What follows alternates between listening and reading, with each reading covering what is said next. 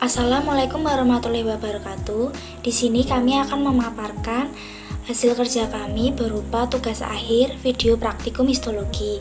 Kami dari kelompok 4B yang beranggotakan Aisyah Putri, Naura Salsabila, Hasna Atikah, Widi Purnomo Aji, Suci Wahyuni, Fatihah Nur Hasanah, Nur Setiawati, Muhammad Rizky Karimatullah, Lutfi Abiyu, Satria Raihan, Rini Wahyuni, dan saya sendiri Anggreni Wulan Agustina.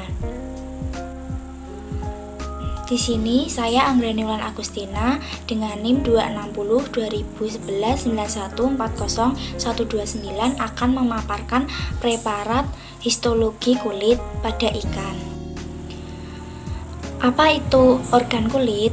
Organ kulit merupakan organ yang paling luar pada ikan. Organ kulit ini terdiri dari 3 komponen utama, yaitu epidermis, dermis, dan hipodermis. Preparat kulit ini teridentifikasi bagian sel epidermis, sisik, urat, dan hipodermis. Sel epidermis merupakan sel yang berada pada luar tubuh yang selalu basah karena adanya sel piala pada ikan tersebut. Untuk sel sisik merupakan sel yang tumbuh dari hasil devirat lapisan dermis yang merupakan bagian pembalut pada ikan, sehingga sel sisik ini melindungi bagian organ pada ikan untuk membalut dan memberikan pertahanan morfologi pada ikan agar tidak tergores atau terluka saat berenang. Dan ada sel urat. Sel urat ini terdiri dari otot jantung, bergaris, dan polos yang menempel pada permukaan dermis tersebut. Lalu ada hipodermis. Hipodermis merupakan lapisan tipis yang tersusun atas sel yang pigmentif berupa sel yang tipis dan lentur dan memiliki jaringan berupa jaringan lemak pada pembungkusnya. Gambar ketiga ini merupakan preparat yang saya ambil juga di jurnal yang sama seperti preparat pada gambar nomor 2. Namun ini lebih detail lagi dan teridentifikasi adanya sel epitel, granular sel, gelendong, basement membran, dan pigmen warna. Epitel sendiri merupakan jaringan yang melapisi dermis. Lalu ada granular sel adalah sel darah putih pada sitoplasma yang dimiliki oleh ikan. Lalu ada gelendong. Gelendong sel ini merupakan pembentuk sel otot pada dermis. Selanjutnya ada basement membran. Basement membran merupakan matriks yang lentur dan tipis seperti lembaran yang berada di antara jaringan epitel. Lalu ada pigmen warna atau biasa disebut kromatofora. Kromatofora ini merupakan pigmen pewarna pada kulit ikan atau dermis ikan yang memberikan warna agar ikan lebih memiliki warna di tubuhnya. Biasanya ada warna santin, melanin, eritrin, dan masih banyak lagi. Halo teman-teman, perkenalkan nama saya Widi Purnomo Aji. Saya akan menjelaskan preparat histologi insang ikan. Jadi disimak ya teman-teman.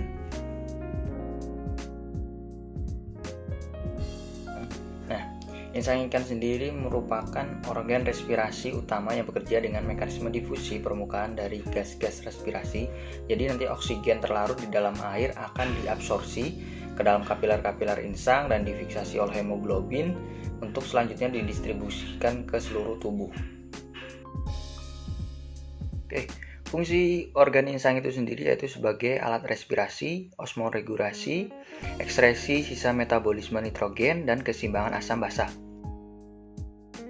Oke teman-teman, bisa dilihat di situ udah ada gambar preparat histologi insang ikan. Nah, ada bagian-bagiannya juga, yaitu seperti lamela primer atau filamen yang berfungsi sebagai pertukaran O2 dan CO2, kemudian ada lamela sekunder atau lamela sebagai penyokong insang, kemudian ada sel pilar yang berfungsi mengapit dan menyokong sel lakuna dan mengontrol aliran darah, kemudian ada sel epitel sebagai tempat pertahanan pertama pada insang, kemudian ada sel mukus sebagai penghasil lendir, Kemudian ada sel eritrosit sebagai tempat lewatnya pertukaran O2 dan CO2 untuk diedarkan ke seluruh tubuh. Kemudian ada sel klorid yang berfungsi untuk osmoregulasi, dan ini paling banyak biasanya ditemukan di ikan laut.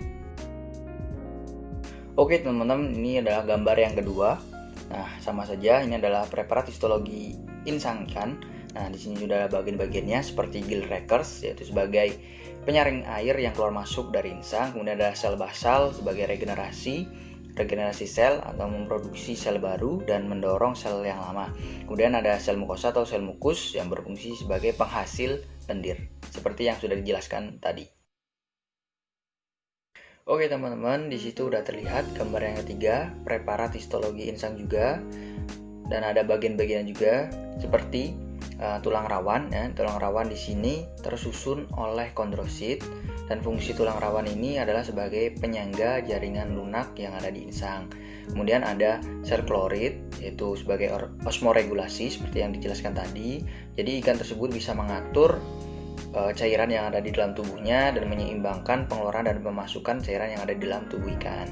Kemudian ada perikondrium. Perikondrium sendiri ini sebagai pembungkus tulang rawan yang ada di insang. Halo, aku Nur Setiawati akan menjelaskan histologi ikan bagian ginjal. Sebelumnya, apa itu ginjal ikan? Ginjal merupakan organ osmoregulasi utama selain insang. Osmoregulasi sendiri berfungsi sebagai adaptasi terhadap lingkungan.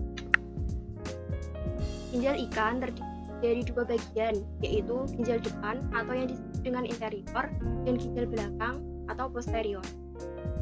Ginjal depan terdiri atas jaringan limfoid yang berfungsi sebagai organ hemopoiesis utama ikan.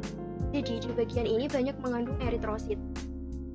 Ginjal belakang terdiri atas neutron, jaringan intertubular yang berfungsi terutama sebagai organ osmoregulasi, dan di sini banyak mengandung gula. Kemudian, bentuk luar ginjal bervariasi menurut spesies. Spesies akan mempengaruhi bentuk tubuh, dan bentuk tubuh ini juga mempengaruhi ginjal. Bentuk ginjal berbagai jenis ikan, ini ada 5 sampel jenis ikan. Yang pertama ada rainbow trout, ikan P.L.T., ikan carp, ikan eel, dan ikan yellowtail. Kemudian untuk bagian-bagian ini, pertama ada corpuscle stanium, ada ginjal depan, ginjal belakang, dan ginjal ekor. Berikut merupakan histologi ginjal ikan yang telah dilakukan pengamatan menggunakan mikroskop. Untuk anak panah yang paling atas merupakan tubulus contractus proximal 1 yang dengan lumen yang besar dan breastbody-nya juga tebal. Kemudian untuk anak panah di bawahnya ini adalah lumen. Lumen merupakan bagian putih yang ada dalam tubuhnya. Kemudian bagian yang berbentuk bulat ini merupakan glomerulus yang dibungkus dengan kapsula Bowman. Glomerulus ini merupakan memiliki fungsi yaitu menyaring atau filtrasi. Kemudian anak panah yang ada di bawahnya ini merupakan tubulus contractal, didirikan dengan lumen yang besar dan breastbody-nya tipis. Kemudian selanjutnya ada tubulus contractus proximal 2 dengan ciri lumennya tipis dan breastbody-nya tebal. Di bawahnya ini ada kinetic duct, breastbody, dan eritrosit. Gambar ini merupakan histologi ginjal dengan perbesaran yang lebih besar. Ini merupakan tubulus contractus distal yang dicirikan dengan lumen yang besar dan breastbody yang tipis. Sebaliknya, ini merupakan tubulus contractus proximal dengan ciri breastbody-nya tebal sedangkan lumennya tipis. Sekian penjelasan dari saya. Terima kasih. Halo semuanya, saya Lutfi Abdi Putra Wijanto dari kelompok Matrik. Ini menjelaskan tentang histologi usus. Usus merupakan saluran organ pencernaan yang berfungsi untuk proses penyerapan makanan.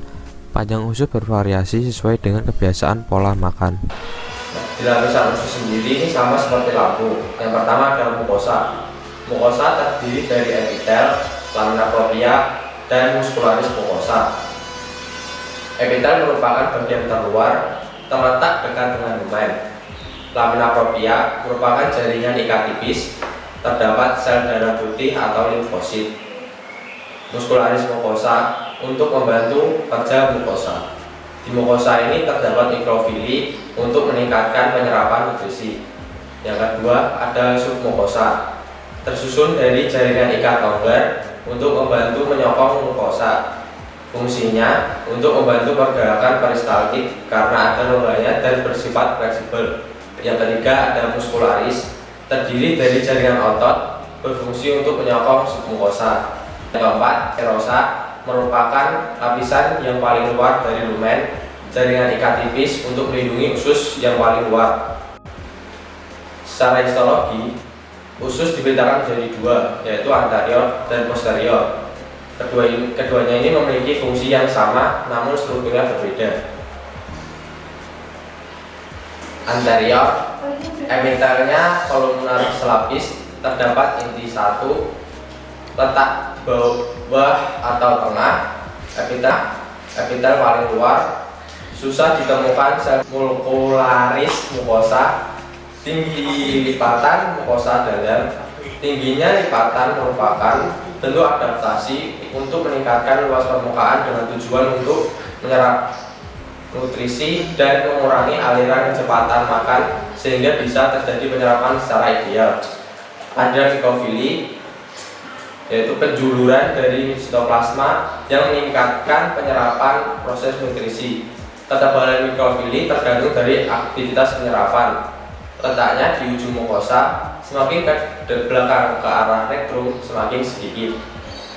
Ada mukosa ini hampir tidak bisa dibedakan dengan jelas karena bersambung dengan lamina propria. Muscularis terdiri dari 3-4 lapisan otot polos. Serosa sama dengan muskularis. Yang kedua ada posterior. Ini muskularis lebih tebal dan lumennya lebih kecil, tersusun dari epitel kolumnar berlapis. Intinya terlihat banyak dan tumbuh, tidak selalu bisa dibedakan, tapi bisa dilihat dari epitelnya. Pada posterior terdapat cekungan yang dalam sebagai bentuk adaptasi, fungsinya memperluas permukaan, tujuannya untuk penyerapan dan mengurangi kecepatan makan sehingga penyerapan ideal terjadi. Halo semua, perkenalkan nama saya Rini Wahyuni dari kelompok 4 Histologi Aquaculture B. Nah, di sini saya akan menjelaskan tentang preparat pada lambung ikan.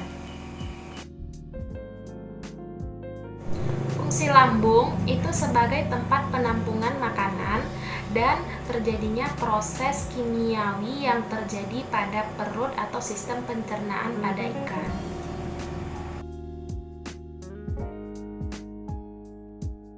Nah, di dalam lambung itu terdiri dari 3 bagian. Yang pertama itu ada bagian lambung kardiak.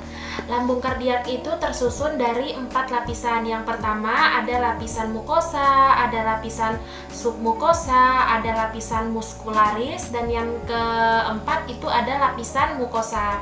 Dan yang kedua adalah lambung fundus. Lambung fundus terdiri dari lapisan tunika mukosa, ada lapisan submukosa, ada lapisan muskularis, dan lapisan serosa. Selanjutnya ada lambung pilorik. Lambung pilorik juga terdiri dari 4 lapisan. Yang pertama ada lapisan tunika mukosa, ada lapisan submukosa, ada lapisan muskularis, dan ada lapisan serosa. Nah, seperti yang kita ketahui, lapisan lambung itu ada 4 bagian. Nah, ini ada beberapa contoh dari lapisan lambung tersebut. Yang pertama ada tunika mukosa, epitel, lamina, dan propria. Itu kita bisa lihat pada gambar yang ada huruf LE.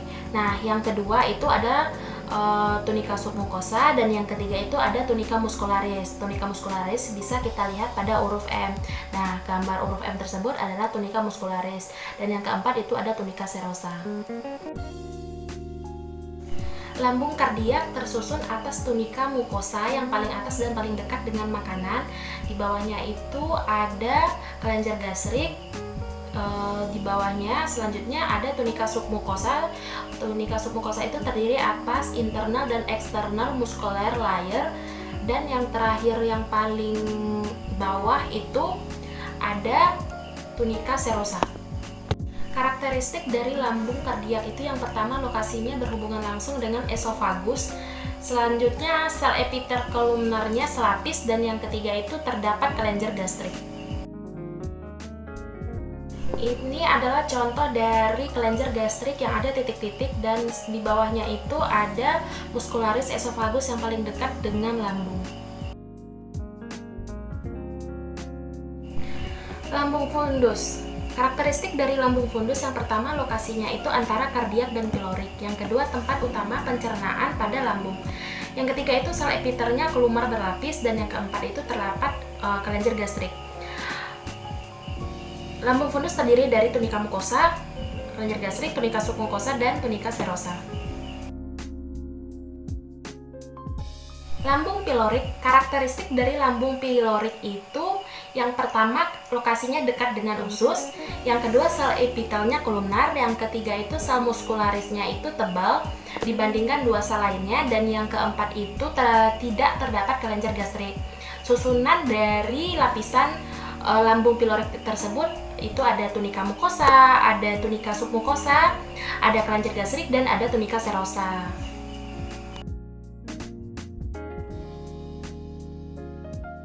Assalamualaikum warahmatullahi wabarakatuh.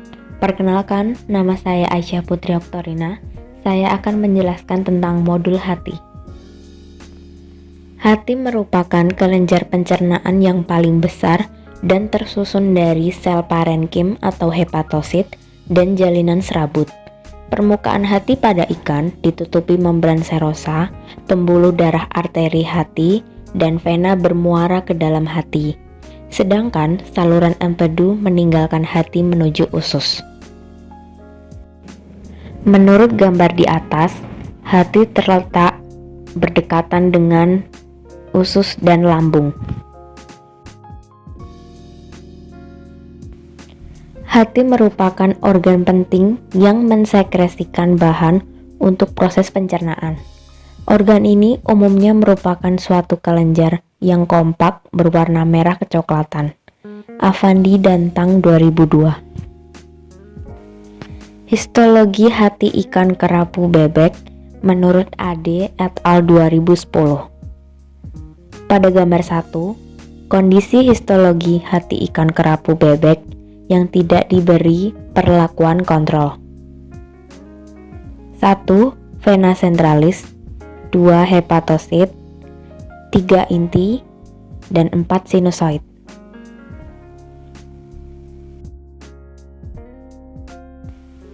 Hati merupakan kelenjar pencernaan yang paling besar dan tersusun dari sel parenkim atau hepatosit dan jalinan serabut. Permukaan hati pada ikan ditutupi oleh membran serosa. Hepatosit tersusun secara konsentris berbentuk rantai mengelilingi pembuluh darah sinusoid yang merupakan pusat struktur. Fungsi utama hati dalam pencernaan yaitu mensekresikan empedu oleh hepatosit. Sedangkan fungsi hati yang lain yaitu sebagai detoksifikasi dan penyimpanan glikogen. Saluran empedu di hati ikan salmon mempunyai 4 lapisan seperti terdapat pada usus. Epitel mukosa terdiri dari epitel kolumnar sederhana dengan nukleus terletak di dasar. Epitel akan berbentuk kuboidal karena tekanan jika kantong empedu penuh. Berikut perbandingan histologi ikan sehat dan ikan sakit. Pada gambar A merupakan histologi hati ikan sehat, dan pada gambar B merupakan histologi hati ikan sakit. Sekian pemaparan dari saya. Wassalamualaikum warahmatullahi wabarakatuh. Saya akan menjelaskan tentang preparat histologi limpa pada ikan. Limpa merupakan salah satu organ yang penting untuk ikan karena limpa merupakan salah satu organ pertahanan tubuh yang mampu memfagosit keberadaan benda-benda asing. Fungsi limpa itu sendiri yaitu pertama untuk mencegah patogen atau benda asing. Limpa sebagai organ pertahanan terhadap infeksi partikel asing yang masuk ke dalam darah. Karena limpa salah satu organ penghasil darah. Kedua adalah degradasi eritrosit.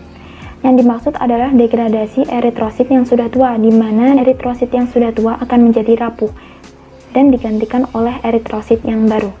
Ketiga adalah akumulasi limfosit. Limfosit termasuk sel darah putih, jadi limpa itu termasuk ke dalam kelenjar limfoid.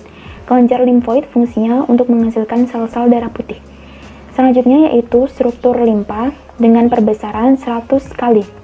Yang pertama ada kapsula, kedua trabekula, pulpa putih atau white pulp, pusat germinal, arteri centralis, terakhir pulpa merah atau red pulp. Trabekula yaitu perpanjangan kapsula ke parenkim limpa dan bentuknya seperti saluran. Kapsula dan trabekula merupakan komponen yang sangat penting untuk menimbulkan kontraksi yang kuat ketika tubuh membutuhkan darah dan berperan penting dalam kekebalan tubuh. Pusat germinal terdiri dari limfosit serta selubung periarterial limfatik atau pulse, suatu penampang pulse berisi arteri centralis. Arteri centralis merupakan cabang dari arteri trabekularis yang letaknya eksentris dan melalui setiap nodulus limpa. Karena ketika meninggalkan trabekula, arteri centralis ini diselubungi oleh jaringan limfatik. Selubung tersebut meluas untuk membentuk nodulus limpa. Struktur dari kapsula limpa dengan perbesaran 10 kali. Yang pertama ada jaringan ikat, kedua otot polos, rabut kolagen dan elastis, ketiga ada trabekula, dan terakhir ada pembuluh darah. Terakhir yaitu struktur limpa dengan perbesaran 400 kali. Yang pertama ada pulpa putih atau white pulp. White pulp banyak mengandung sel darah putih dan mempunyai inti sel yang besar. Di preparat ini, white pulp berwarna lebih pekat karena inti sel yang besar sehingga menyerap warna lebih banyak dibandingkan dengan sel darah merah. Kedua adalah pulpa merah atau red pulp. Red pulp banyak mengandung eritrosit sehingga warna yang dihasilkan di preparat ini terlihat merah muda karena diberi pewarna gimsa. Pewarna gimsa biasanya dipakai untuk mewarnai membran sel. Ketiga ada melanomakrofaga. Melanomakrofaga fungsinya untuk memfagosit patogen serta menstimulasikan limfosit dan sel imun lainnya untuk merespon patogen. Sekian penjelasan saya mengenai histologi limpa pada ikan. Terima kasih. Assalamualaikum warahmatullahi wabarakatuh. Perkenalkan, nama saya Naura Salsabila. Saya dari kelompok 4 histologi ikan. Di sini saya akan menjelaskan tentang profil darah. Darah merupakan suatu suspensi sel dan fragmen sitoplasma di dalam cairan yang disebut plasma. Menurut Ryan et al. 2014, profil darah dapat digunakan untuk mengevaluasi respon fisiologi pada ikan. Respon stres pada hewan dapat dilihat dari perubahan kadar hormon kortisol, glukosa darah, hemoglobin, dan hematokrit. Saat ikan mengalami stres, akan terjadi perubahan jumlah eritrosit, nilai hematokrit, dan kadar hemoglobin, sedangkan jumlah leukosit cenderung akan meningkat. Profil darah pada ikan umumnya terbagi menjadi 3, yaitu eritrosit, leukosit, dan trombosit. Eritrosit pada ikan memiliki ciri-ciri yaitu berwarna yang tidak merata pada seluruh bagian, melainkan bagian tengah yang lebih pucat karena bagian tengah lebih tipis daripada bagian pinggir. Leukosit pada ikan cenderung mengandung inti sel, sedangkan trombosit tidak memiliki inti sel dan memiliki bentuk yang menggumpal. Menurut Faucett 2002, sel darah merah merupakan sel darah yang paling banyak jumlahnya dibandingkan dengan sel lainnya. Dalam keadaan normal, mencapai hampir separuh dari volume darah. Eritrosit memiliki bentuk seperti korpuskel-korpuskel kecil yang memberi warna merah pada darah. Sel darah merah memiliki fungsi utama yaitu mengangkut hemoglobin dan berperan membawa oksigen dari insang atau paru-paru ke jaringan. Selain mentransport hemoglobin, eritrosit juga mengandung asam karbonat dalam jumlah yang besar dan berfungsi mengkatalis reaksi antara karbon dioksida dan air, sehingga darah dapat mentransport CO2 dari jaringan menuju insang. Menurut Najia et al. 2008, eritrosit memiliki fungsi utama yaitu sebagai transport oksigen, di mana oksigen penting bagi ikan, karena ikan memperoleh gas vital ini secara langsung dari air melalui insang. Leukosit atau sel darah putih merupakan unit sistem pertahanan tubuh yang paling aktif dan beredar di dalam sirkulasi darah dalam berbagai tipe. Jumlah leukosit pada ikan cenderung lebih sedikit dibandingkan dengan sel darah merah. Leukosit pada ikan memiliki fungsi utama yaitu merusak bahan-bahan infeksius dan toksik melalui proses fagositosis dengan membentuk antibodi menurut Guiton tahun 1997. Jika dilihat dari mikroskop, sel darah putih dibedakan menjadi dua, yaitu granulosit dan agranulosit. Granulosit pada ikan memiliki bentuk granula yang spesifik. Dalam keadaan hidup, berupa tetesan setengah cair, dalam sitoplasmanya memiliki bentuk inti yang bervariasi.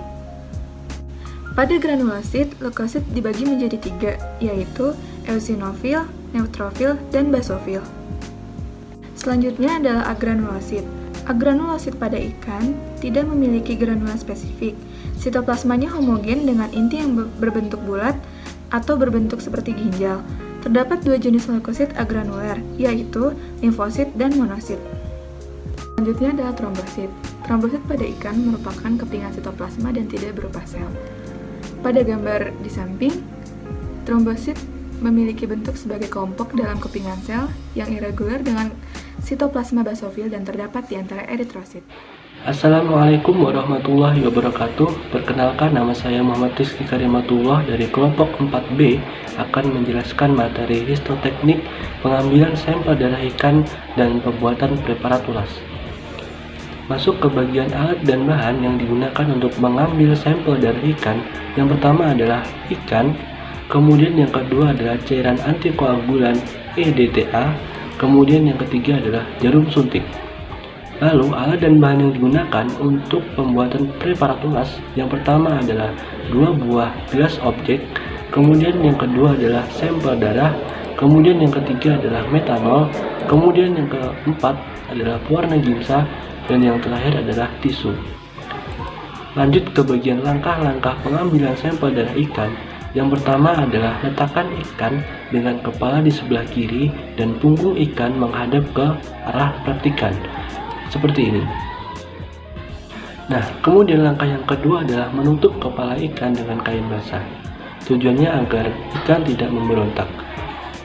Kemudian, langkah yang ketiga adalah melumuri jarum suntik atau jarum spuit dengan cairan EDTA agar darah yang dihisap nanti tidak membeku. Kemudian, langkah yang keempat adalah menusukkan jarum suntik pada bagian linea lateralis dekat ekor, seperti ini. Kemudian langkah yang kelima adalah tarik perlahan penghisap jarum sampai batas yang diinginkan, sambil ibu jari tangan kiri mengurut ikan di bagian linea lateralis ke arah jarum suntik. Seperti ini mengikuti arah panah berwarna putih. Kemudian yang keenam adalah cabut jarum suntik dan tutup bekas suntikan dengan kapas beralkohol. Selanjutnya, jarum suntik yang sudah berisi darah tadi kita goyangkan ke kanan dan ke kiri dan masukkan ke dalam tub, lalu simpan di lemari es. Masuk ke bagian langkah pembuatan preparat tulas. Yang pertama adalah pegang gelas objek A menggunakan jari telunjuk dan ibu jari, seperti ini. Kemudian langkah yang kedua kita teteskan sedikit sampel darah. Kemudian langkah yang ketiga pulaskan menggunakan gelas objek B ke sebelah kanan untuk membentuk sudut 300 derajat, seperti ini. Kemudian langkah yang keempat, setelah dikeringkan kemudian difiksasi menggunakan metanol selama 10 menit. Selanjutnya, genangi dengan larutan gimsa dengan pengenceran 1:60 selama 60 menit. Setelah itu, kita cuci dengan Aquades, kemudian kita keringkan kembali, lalu tutup dengan entelan. Selesai. Demikian membuat praktek histoteknik pengambilan sampel darah ikan dan pembuatan preparat tulas. Perkenalkan, nama saya Satria Rayhan Ramadan dari kelompok 4B Histologi. Di sini saya akan menjelaskan proses pembuatan preparat histologi. Histoteknik merupakan proses pembuatan sajian histologi dari spesimen tertentu melalui suatu rangkaian proses hingga menjadi sajian yang siap untuk diamati atau dianalisa. Sediaan histologi dapat berupa irisan datar yang terbentuk yang tipis dari jaringan atau organ yang telah difiksasi dan diwarnai di atas objek gelas. Tujuan dari pembuatan sajian adalah untuk membuat preparat permanen sehingga dapat dipelajari struktur serta fungsi dari sel dan organisasinya dalam jaringan. Tahapan pembuatan preparat histologi dimulai dari fiksasi, trimming, dilanjutkan tahap pemrosesan jaringan seperti dehidrasi, penjernihan, infiltrasi parafin, pengeblokan, pemotongan, pewarnaan, perekatan, dan pelabelan. Proses yang pertama yaitu fiksasi, merupakan proses pengawetan protoplasma dengan menggunakan larutan fiksatif sehingga struktur jaringan tetap stabil dan tidak mengalami perubahan. Fiksasi ini dilakukan selama 1 hari. Fiksasi berfungsi memberikan konsentrasi keras sehingga dapat diiris dengan tipis. Larutan fiksatifnya yaitu larutan formalin 10%, PBS formalin, dan larutan bowin. Yang kedua, pemotongan atau trimming. Ini proses pemotongan sampel organ menjadi ukuran yang lebih kecil dengan menggunakan pisau skalpel dengan ketebalan 1x1 cm, kemudian disusun ke dalam tisu kaset dan diberi label. Dehidrasi bertujuan untuk mengeluarkan seluruh cairan yang terdapat dalam jaringan yang telah difiksasi sehingga dapat diisi dengan parafin. Yang ketiga yaitu ada dehidrasi. Dehidrasi merupakan tahapan pembenaman jaringan ke dalam beberapa larutan etanol dengan konsentrasi bertingkat dimulai dari etanol 70%, 80%, 90%, dan 95% selama 3 jam. Kemudian proses yang keempat yaitu ada clearing, yaitu penarikan alkohol dari jaringan dengan tolol. Sebelum ke tolol, jaringan dari alkohol absolut diletakkan dulu di kertas hisap clearing di tolol selama kurang lebih 12 jam. Tahap ini sangat krusial karena apabila dalam jaringan masih terdapat alkohol, maka parafin tidak bisa masuk ke dalam jaringan dan akan mengganggu proses blocking. Kemudian yang selanjutnya ada infiltrasi. Infiltrasi merupakan proses pemedaman jaringan dalam parafin cair selama 30 menit sampai 6 jam. Proses ini bertujuan untuk mengeluarkan cairan pembening. Kemudian ada embedding, yaitu proses ini dimulai dari pembuatan kotak-kotak kecil yang diisi parafin cair dan dipindahkan jaringan yang telah diinfiltrasi ke dalam kotak yang berisi parafin cair dan atur letak preparat sesuai potongan. Selanjutnya ada pengeblokan, merupakan proses pembuatan blok preparat agar dapat dipotong menggunakan mikrotom. Proses ini bertujuan untuk mengganti parafin cair dan disertai dengan pengerasan jaringan. Selanjutnya ada sectioning, yaitu proses pemotongan blok preparat dengan menggunakan mikrotom hingga mendapatkan ketebalan potongan yaitu 3-8 mikrometer. Selanjutnya ada pewarnaan atau staining. Ini pewarnaan adalah teknik memberikan warna pada komponen seluler dengan tujuan membedakan antara sel pada jaringan agar mudah untuk diamati.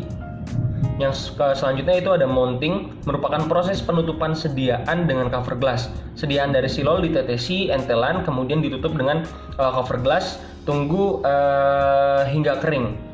Selanjutnya yang terakhir ada pengamatan hasil preparat. Pada proses ini, preparat diamati dengan menggunakan mikroskop untuk mengetahui kondisi dari preparat sesuai dengan tujuan pengamatan. Di sini saya akan mempresentasikan histologi mata ikan. Sebelumnya, perkenalkan, nama saya Fatihah. Mata merupakan salah satu indera yang sangat penting untuk mencari makan, menghindari predator atau kepungan dari suatu alat tangkap. Tingkah laku ikan juga dipengaruhi oleh organ penglihatan yang berhubungan dengan ketajaman penglihatan, sumbu penglihatan, dan jarak maksimum. Bagian mata dan fungsinya. Mata ikan pada umumnya terdiri atas kulit mata, kornea, iris, lensa, retina, dan bonggol saraf mata. Secara umum, struktur mata ikan dibagi menjadi 3. Yang pertama, lapisan luar, terdiri dari kornea. Yang kedua, lapisan tengah, yang terdiri dari iris dan siliaris serta koroid. Yang ketiga, lapisan dalam, terdiri dari retina. Bagian mata dan fungsinya. Beberapa bagian mata dan fungsinya sebagai berikut. Yang pertama, ada kornea, berfungsi melindungi mata dari sinar UV dan menerima cahaya. Yang kedua, ada lensa, berfungsi memfokuskan bayangan dan mengatur banyak sedikitnya cahaya yang masuk. Yang ketiga, ada iris, berfungsi memberi warna khas pada mata ikan. Yang keempat, retina, berfungsi menangkap dan memfokuskan cahaya. Yang kelima, syaraf, berfungsi meneruskan rangsangan ke otak. Yang keenam, koroid, berfungsi menyalurkan O2 atau nutrisi ke retina. Yang ketujuh, ada sklera, berfungsi melindungi struktur mata serta bentuk mata ikan. Membaca preparat histologi mata ikan. Nah, ini merupakan penampakan mata ikan yang biasa kita lihat. Apabila dijadikan preparat histologi, maka kenampakannya akan seperti ini. Nah, nomor 1, ini disebut dengan kornea, di mana merupakan lapisan terluar dari mata. Nomor 2, disebut dengan lensa, di mana bentuknya paling menonjol dan mudah dikenali karena berbentuk bulat. Yang ketiga, terdapat iris, di mana di sini terdapat pigmen melanin yang berfungsi memberikan warna. Kemudian yang keempat, terdapat retina. Yang kelima, terdapat bonggol saraf. Yang keenam, terdapat koroid yang banyak pembuluh darah, dan yang terakhir nomor 7 terdapat sklera. Berikut ini keterangannya. Nah, apabila gambar pada retina kita berbesar, maka kenampakannya seperti ini, di mana terdapat 10 lapisan. Nah, 10 lapisan tersebut, yang pertama ada pigmen epitelium yang banyak mengandung pigmen melanin. Yang kedua ada fotoreseptor layar yang terdapat rod dan kon. Yang ketiga ada outer liming membran. Yang keempat ada outer nuclear layer. Yang kelima ada outer plexiform layer. Yang keenam ada inner nuclear layer. Yang ketujuh ada inner plexiform layer. Yang kedelapan ada ganglion cell layer.